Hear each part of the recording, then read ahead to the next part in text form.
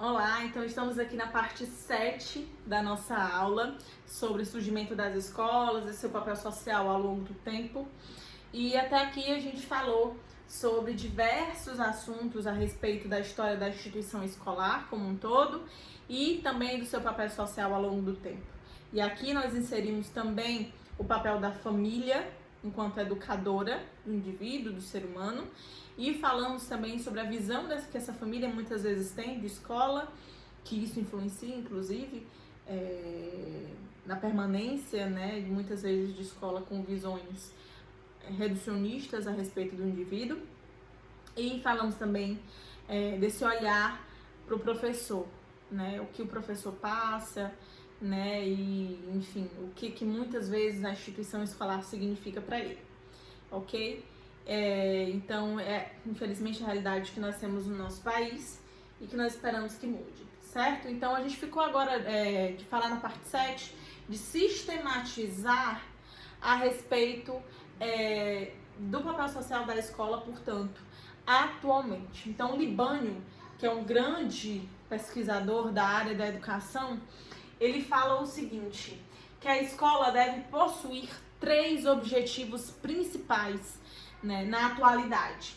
O primeiro é preparar o indivíduo para o processo produtivo e para a vida em uma sociedade técnico-informacional. Então, vai preparar esse indivíduo, vai preparar essa pessoa para esse mundo do trabalho e um mundo, né, ou uma sociedade que possui uma cultura, né? Então, ele precisa ter uma formação sociocultural, certo? Então, o indivíduo ele precisa estar preparado, a escola precisa preparar o ser humano, o seu aluno, para viver numa sociedade que possui uma cultura e que tem um mercado de trabalho, né? Em que existe um mercado de trabalho, então ele precisa se preparar a escola precisa preparar o indivíduo para estar inserido nesse mercado de trabalho. O segundo objetivo é essa formação para a cidadania crítica e participativa. O que é que isso significa?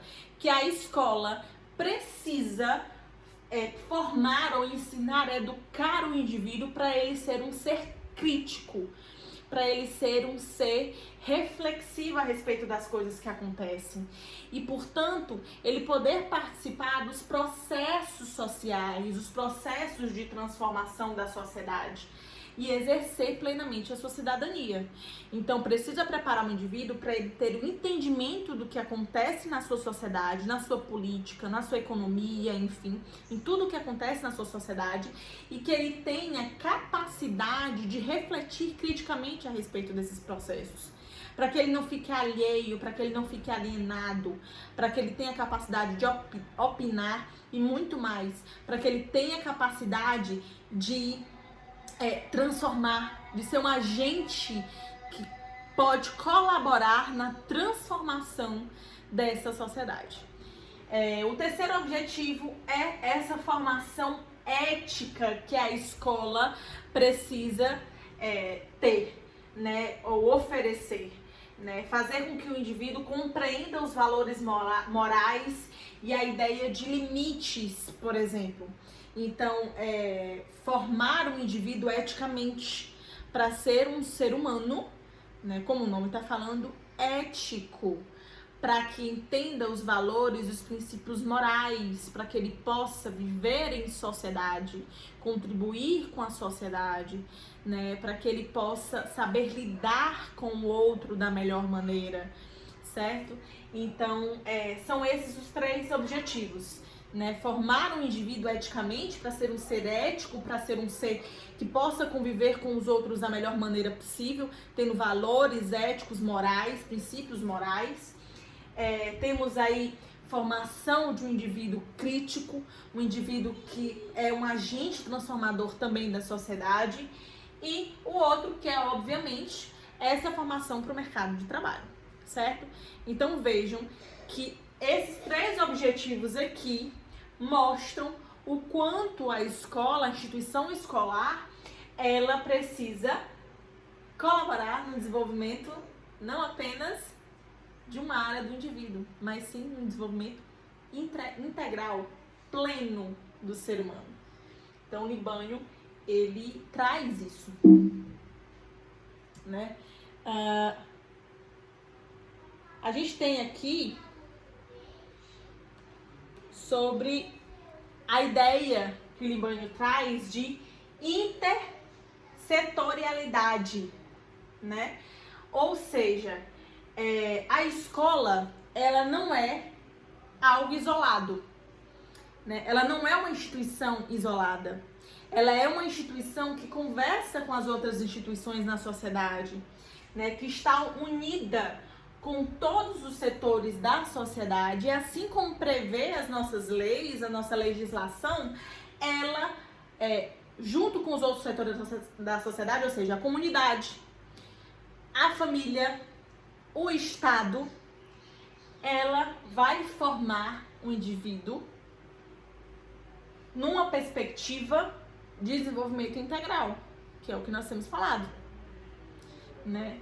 Portanto, oferecendo uma qualidade de ensino real, não apenas de um ensino acadêmico, não apenas de um ensino que vai colaborar apenas para o indivíduo passar no vestibular, né, ou para estar apenas preparado para o mercado de trabalho, mas estar preparado para a vida. Ela não faz isso sozinha. É isso que a nossa legislação mostra, é isso que Libânio vem falar. Ela não faz isso sozinha. Ela precisa do apoio, da ajuda, dessa união com o Estado, com a família, com a comunidade como um todo, para que ela possa atuar assim, certo? Mas ela é sim uma das áreas ou uma das instituições dentro da nossa sociedade que tem essa função, assim como todas essas outras que a gente acabou de comentar. Dessa maneira, para eu conseguir formar um indivíduo de maneira integral, enquanto escola, enquanto instituição escolar, eu preciso organizar os meus conteúdos de maneira que eles possam perceber ou ser sensíveis às características dos alunos, às características individuais que eu tenho dos indivíduos, né? Tendo em vista que ela não detém mais o monopólio do saber e ela não pode determinar como o indivíduo deve aprender. Antes, o que nós tínhamos no surgimento das escolas eram escolas que padronizavam o tipo de ensino, padronizavam o tipo de aprendizado e ponto, né? Quem aprendeu, aprendeu, quem não aprendeu, aí, né? Problema dele. Hoje em dia, nós não podemos falar sobre isso. Não é o aluno que se adapta à escola, é a escola que se adapta ao aluno que ela recebe. E se falando de ser humano, a gente sabe que todo mundo é diferente, né? Então, existem diversas maneiras de se aprender e existem diversas maneiras de se ensinar.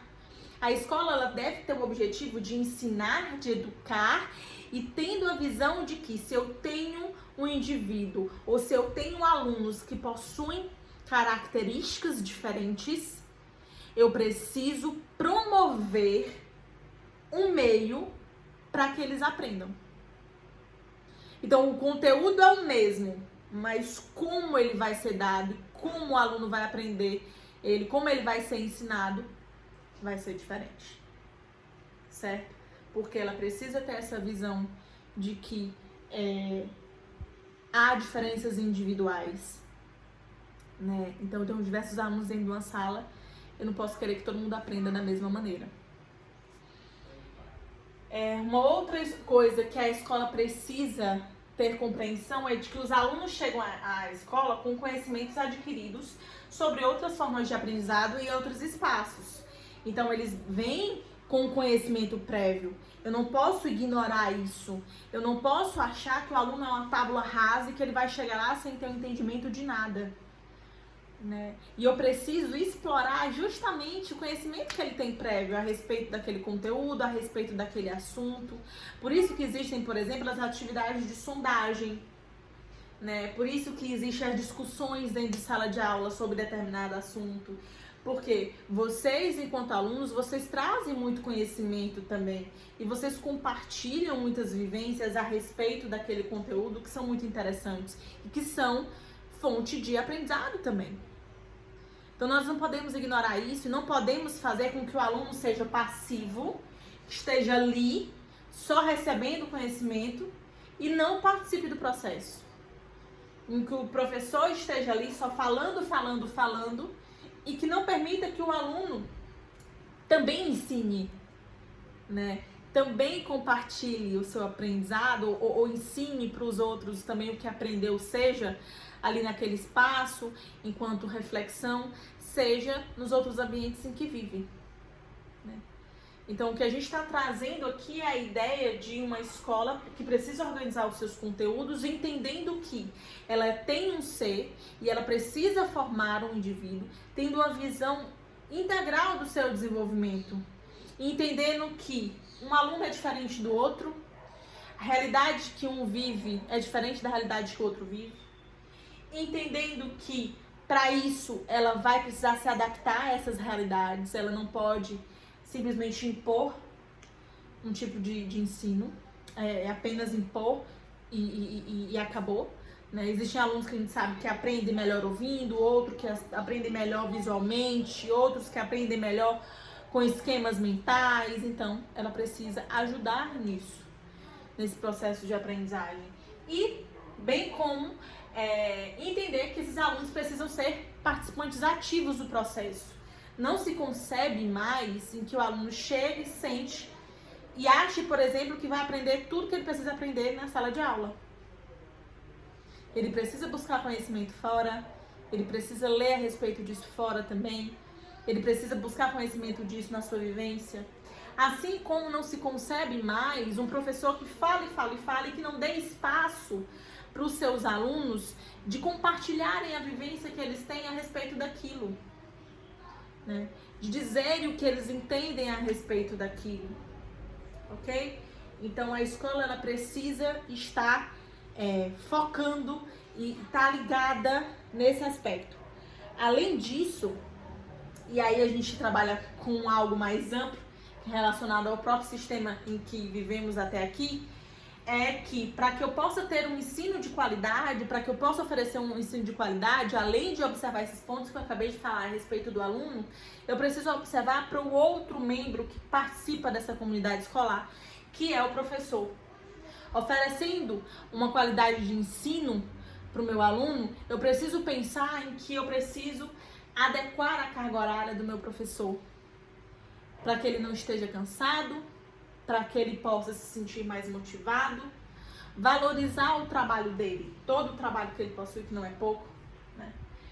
Capacitar o meu professor para a realidade que vive modificando, né? Capacitar o meu professor para as demandas novas que estão surgindo na sociedade e que vão atingir, obviamente, a escola. E oferecer uma estrutura de ensino, uma estrutura que propicie um ensino de qualidade. Não adianta eu dar ordens para o meu professor, mas não oferecer o mínimo para que ele possa cumprir com aquelas ordens ou para que ele possa oferecer o ensino que a escola está exigindo, certo?